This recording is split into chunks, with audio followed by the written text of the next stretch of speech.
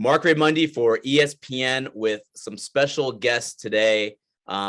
Jake Paul, his business partner, Nakisa Bidarian, and someone else that Jake is going to tell us about. I hear, Jake, that you have an announcement to make about the newest representative from Most Valuable Promotions. Yes, sir. That is correct. Ashton Sylve, Ashton H2O Sylve is on the call here. The young 18-year-old boxing prospect that's shaken up the whole entire world, 7-0, 7 KOs, and he is signed to Most Valuable Promotions, which is awesome. And Nakisa and I have been, watching Ashton for a while now, and it's just cool to finally make this announcement. But it's massive, and this kid is going to make a massive splash in the boxing world, and there's big plans for the future, so we're excited. I want to ask Ashton some things, but first I just want to go back to you, Jake, real quick. I know that you guys at MVP have been particular about the type of athletes that you want to sign. I mean, right now, before today, it was just you and Amanda Serrano. Why Ashton? Why was he the next guy in the stable? When I came into the sport, I wanted to do two things to really push women's boxing forward, hence signing Amanda Serrano. And then we wanted to help with young prospects and really help and be crucial in creating the next big thing in the sport of boxing. And we believe that Ashton has that talent, that flashiness, that style, that knockout power, that charisma to really be a massive superstar and one of the next highest paid boxers in the game in a very small and short amount of time. There's a new way to go about these promotions, and Ashton fits into it perfectly. He's 18 years old and the future is bright. Nakisa, just real quick, can you tell us why MVP wanted Ashton and a little about him as well? Can you just tell us, what was so attractive about signing him up? Sure. First of all, tremendous athlete, has demonstrated it from, I think, the age of 6 that he's has special characteristics and physical abilities. Great family. His father is his coach. Humble, but mature, hardworking, just about to graduate high school. And I think the part that's, the X factor is he understands branding himself.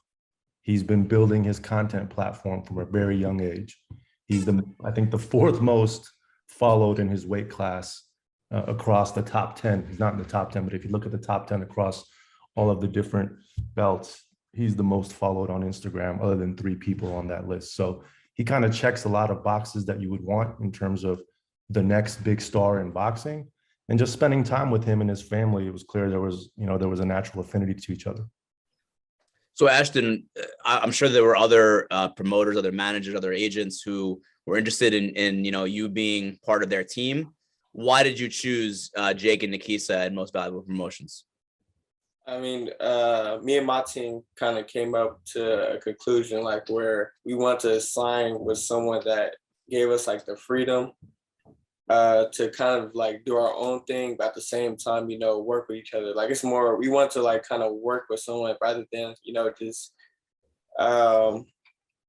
just be say if I'm doing something wrong and they shove us up and we're not fighting in a few years, or, I just felt like it was great, synergy over there with Jake. And I felt like we was going to do big things, just the marketing genius that he is, him and Nakisa. And I've been watching them for since he started boxing, and just seeing everything that's been growing up and what it's to become. I mean, I kind of felt myself, the need to be there and, be a part of the team. Marc, he's not going to say it, but Mayweather Promotions and Floyd Mayweather sought him for a long time.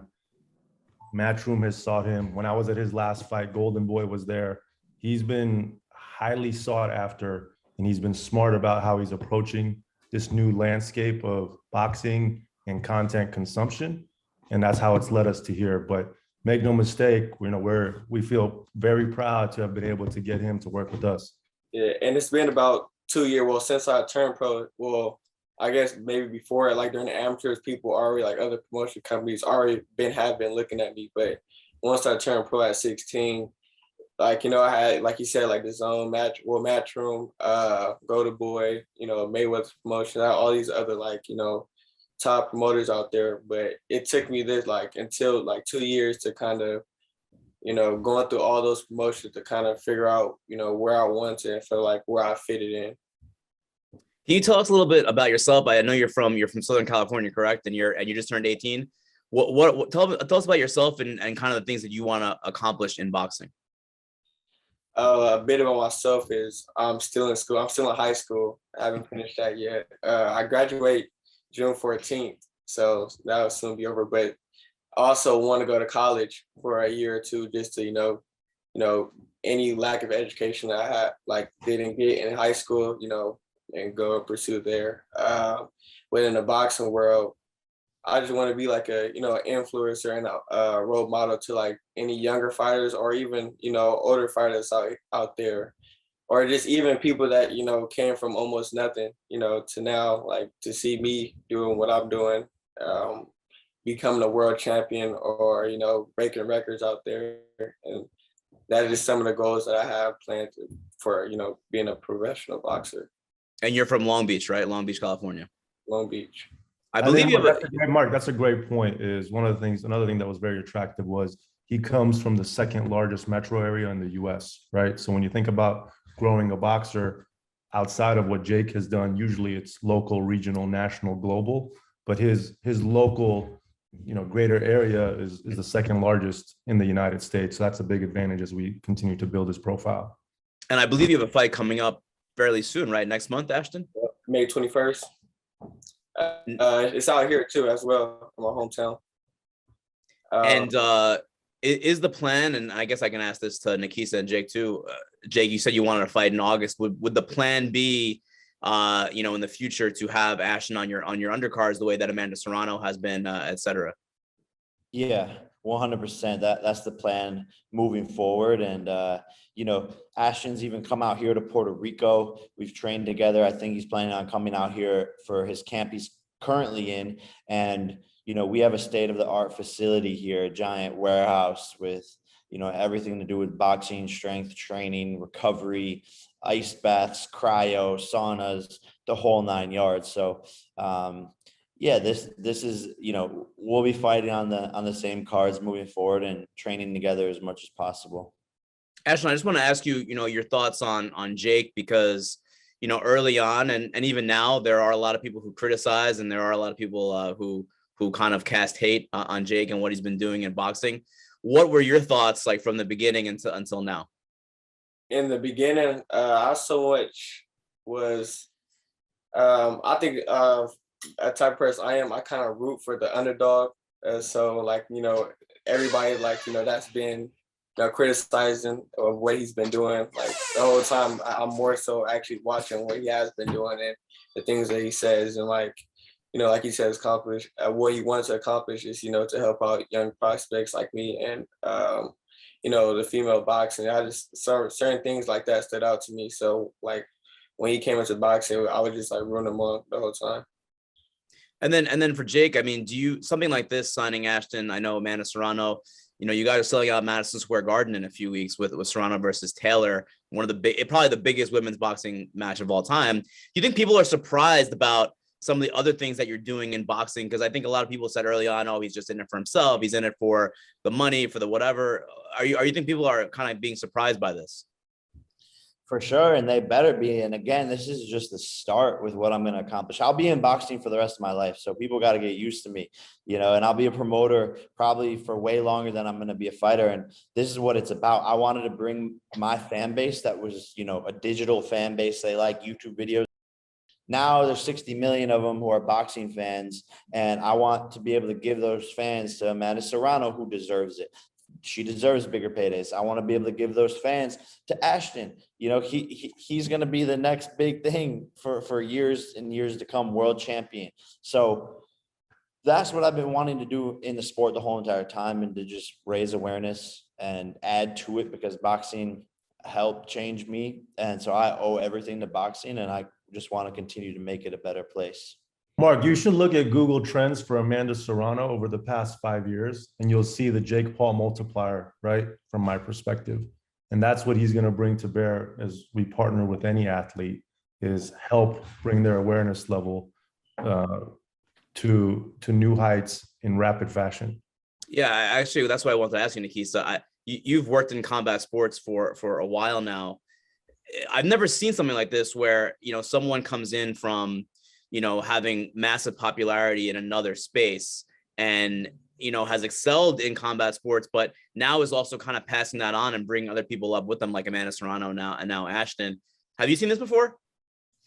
I have not seen it before. I've not seen it now, and I'm not sure I'll see it in the future, because fighters by nature are generally selfish people, have a short window of success and focus on maximizing value for themselves.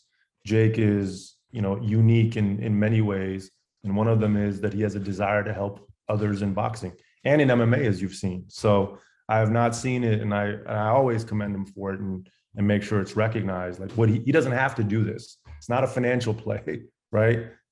This is more about making a difference, creating value for others, and leaving a legacy. Just a few more questions for you guys, and I really appreciate it.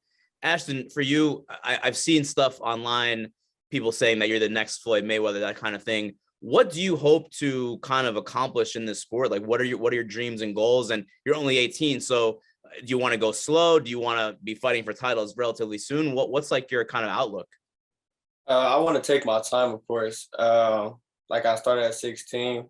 I think that was probably the best decision I've made, to, not to wait so long to amateur. I mean, everybody got their own routes, but I feel like for me, that was the best thing for my boxing career. And I think that helped me want to accomplish my goals, like, become like a world champion at a certain age, probably very young, or the youngest with the biggest pay-per-view, just certain things that just makes me like stand out, or I sell out in my hometown, like my fight coming up, just certain things like that is what I want to accomplish, rather than, a 50 fight career and be done by the age of 40 years old like Floyd. Gotcha. And then just lastly, I just want to ask you a few questions, Jake. I think people are interested in when you're coming back. I think you've said August. Any firm plans on what that looks like and when? Not as of yet. There's a lot of people on the list. People are still talking till this day, people calling me out. So we're still locking down the opponent and just want the biggest name possible. What is your list right now? I think I saw something on social media where you have like a list of like 4 or 5 names. I would say his list is a lot of names, so no one knows who the name is, if that makes sense, right? All right. So doesn't, I think when he spoke the other day, he mentioned a few names which we're in conversations with. He mentioned a few other names that we may or may not be in conversation with. What we want to avoid doing is giving anyone kind of the narrative that, hey, this is the person we want to fight. Tommy Fury, I believe, has a fight coming up pretty soon. Jake, is he still someone who's a contender, a candidate to be your next fight? I guess it really depends on what he does in his next fight. Yeah, I mean, hopefully he does something that is exciting. Hopefully he wins in a violent way and knocks someone out, because all of his fights are snooze fests. And as of now, he's not good at promoting fights. No one really even knows about the fight other than me talking about it. So he's terrible at promoting, and because of that, like, it's just not good business. His brother promotes the fight more than he does. His dad promotes the fight more than he does. So he really has to do something to make me interested in that fight again. It's very important, Marc, that we have the right opponent for Jake that carries the weight, right? Ben Askren, amazing athlete, but he had his most successful night financially and awareness-wise with Jake. Tyron, who I personally love, again, biggest nights of his career in terms of viewership, ticket sales, pay-per-view, where he was headliner, was with Jake. Tommy definitely is someone that, Jake is keeping his eye on, but it would be great if MVP was able to find him an opponent that could carry their half of the, promotion as well. I'm keeping one eye on Michael Bisping as well, but just as a joke, it would be an easy fight, but that could be interesting. If I knock out Bisping and then Ashton fights Cody Garbrandt on the undercard, we would make light work all of them. But I don't think they're actually down. And obviously, I don't know if Bisping even has a big enough name to make it lucrative. Michael Bisping, I think is a name people would be interested in, even though he does have the eye issue. But one guy that I'm interested in seeing, to be honest with you, Jake, I've told Nakisa this, Ashton Sylve. I know that he's in his mid 40s, but he had 2 decent boxing performances last year. He beat Chavez Jr. He decimated Tito Ortiz. Is that a guy that you can see yourself fighting? For sure. I think that would be a good fight. And just like Tommy, he has a fight coming up. I don't know if you saw that, Marc. That's right. I think that's an exhibition, right, in Dubai. Yeah. Yes. Yeah. So to Jake's point, in terms of like determining the opponent, all these different names have different things going on. Yeah. And once that settles, Jake can determine where he wants to put the focus. But it's good because you get to see how Tommy promotes, the kind of show he puts on, Anderson, how he promotes, the show he puts on, right? And find the ultimate appropriate opponent to make it a big box office event. So this is the Jake Paul sweepstakes right now, the next few months. Some people are gunning to try to get that fight. Yeah, I guess so. Jake, last thing, I saw you at WrestleMania a few weeks ago in Dallas. Your brother Logan performed tremendously. He was fantastic in that match. What did you think of WWE, and could you see yourself doing something like that in the future? Yeah, I thought it was awesome, and I'm a fan now and supporting Logan. I want to go to all the matches, or as many as I can, and it was just really cool to see the production. I think I would kill the Miz. They're lucky I was in the crowd, because otherwise I would have gotten in there and taken out the Miz. But it could be fun to mess around and do some WWE. A little Cleveland on Cleveland violence, you and the Miz. Yes, sir.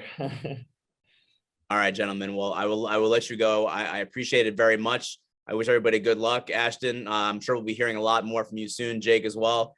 Thank you guys a lot. Thank you for watching ESPN on YouTube. For live streaming sports and premium content, subscribe to ESPN+.